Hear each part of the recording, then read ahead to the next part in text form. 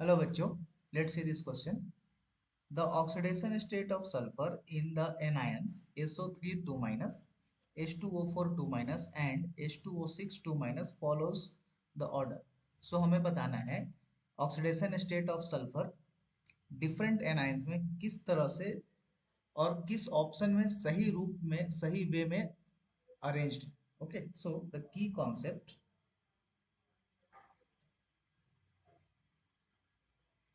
oxidation state of sulfur, oxidation state of sulphur हमें पता करना है. तो सबसे पहला हम पता करते हैं इन SO3 2 माइनस में. तो यहाँ पे सल्फर का हम एज्यूम कर लेते हैं X और ऑक्सीजन का होता है oxidation state -2. So here we can have as X plus 3 oxygen है तो 3 इंटू -2 एंड ओवरऑल चार्ज जो है वो -2 है. ओके, सो यहाँ से हमें मिलेगा x equal to 6 -2 and x equal to 4. So oxidation state of sulfur in SO3 2 minus is 4. Similarly,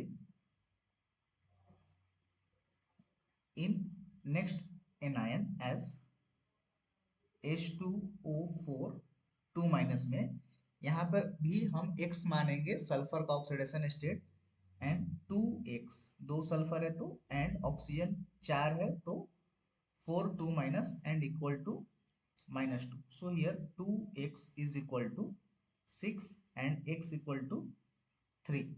Okay, so oxidation state of sulfur in H2O4 2 minus is 3. Similarly, in third में H2O6 2 minus. Okay, यहाँ पर भी हम x मानेंगे sulphur का तो हमें मिलेगा 2x प्लस 6 ऑक्सीजन के लिए 6 into -2 is equal to -2. Okay, and here we can have as a 2x is equal to 10 and x equal to हमें मिलेगा 5.